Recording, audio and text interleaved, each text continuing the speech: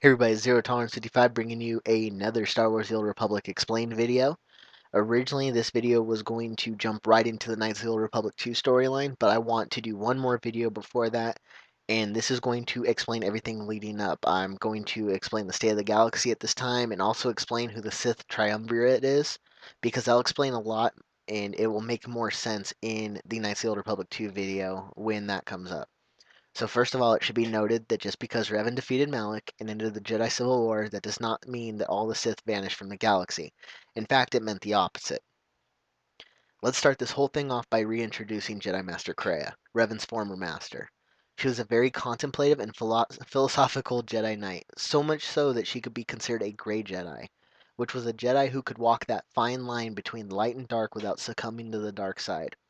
When the Mandalorian Wars broke out, Revan, Malak, and many of her present and past apprentices left the Jedi in order to help out on the war front.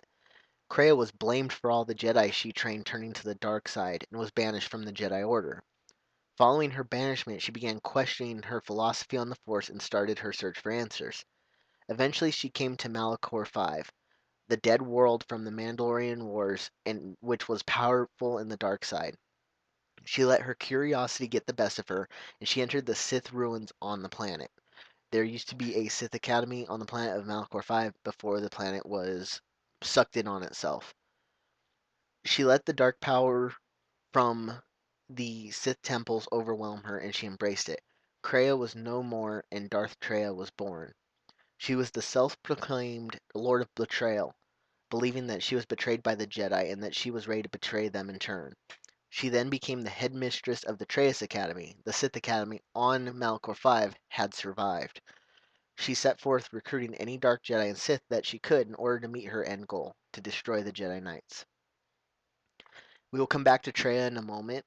For now, let's introduce number 2 out of 3 key figures in the Sith trio, and that is Darth Nihilus, or Nihilus, Not much is known about his past except for the fact that he fought in the Mandalorian Wars, and it's said that during the galaxy-wide conflict, he lost everything, including his family, his friends, and even his will to live. He was present on Malachor 5 when the planet was sucked into a gravity well during the Mandalorian Wars and was one of the very few survivors. He relied on his force powers to keep him alive, and he demonstrated how powerful he truly was when he pulled his flagship back out of the gravity well using his powers in the force. He drained the life and emotion from every surviving crew member on his ship, and even though it barely ran, he used the ship to escape into the galaxy. At some time, he responded to Treya's call for recruits to help her destroy the Jedi. He began training under her, and his training eventually turned him into a shell of his former self. He grew in power and became what was known as a wound in the Force, corrupting every living thing around him. He had a hunger for destruction, and his only desire was to feed that hunger, so he was dubbed Darth Nihilus, Lord of Hunger. As his training continued, Traya appointed him and one other apprentice to help her run the new Sith Empire. Speaking of that other apprentice, this brings us to the third and last member of the Sith trio, Darth Sion.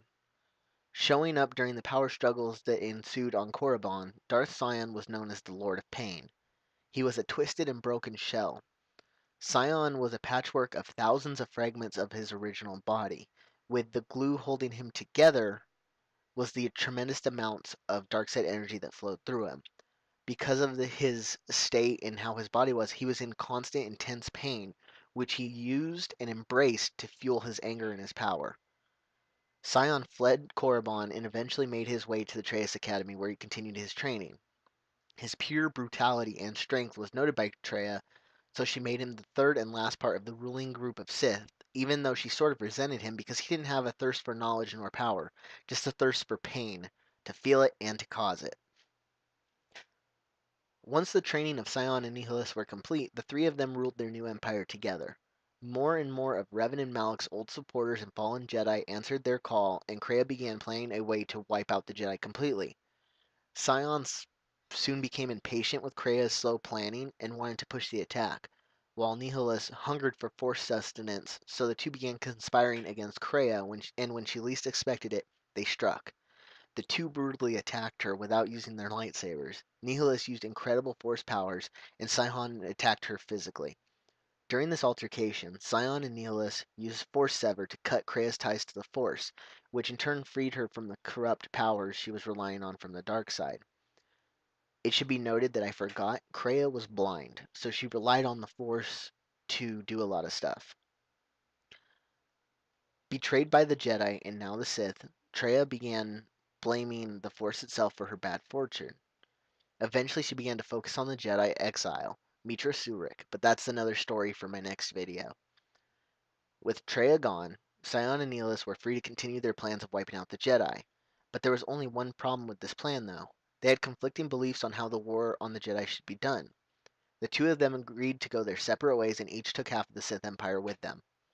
This allowed Sion and Nihilus to go on separate rampages. Sion led a silent but deadly campaign, employing Sith assassins to help him brutally murder Jedi one by one.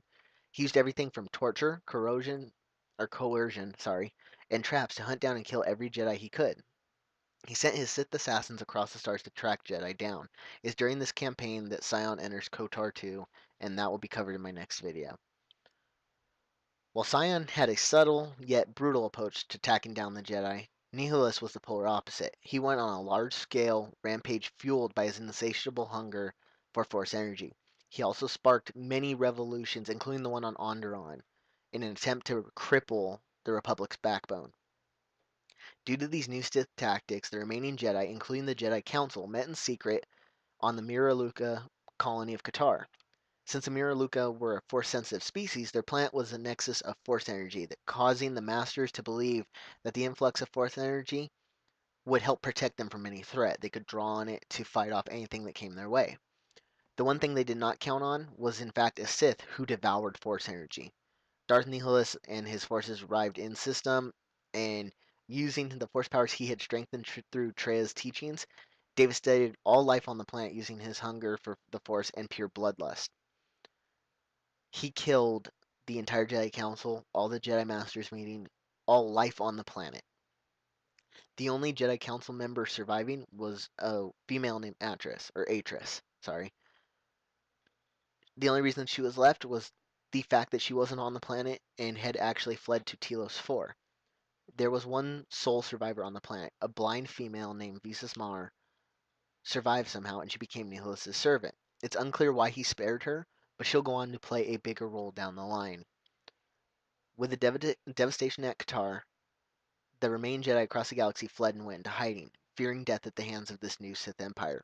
The Sith likewise were also trying to avoid detection, so that at any given time it was unknown where the Sith fleet and their powerful units were. I know this was a little quick video, but I just wanted to get that out of the way, and I just realized it wasn't a quick video. I'm at 8 minutes now, so hopefully that sets up everything for Knights of the Old Republic 2. Hopefully I shed a little bit more information on Sion, Nihilus, and Kreia, whatever you want to call her. And stay tuned, because Knights of the Old Republic 2 is coming. If you enjoyed, please like, comment, rate, subscribe, all that fun stuff. And also, if you want to get a hold of me, comments is always a good way to get a hold of me. Also, you can hit me up at Twitter at ZeroTolerance55. Other than that, thank you guys for watching, and stay tuned.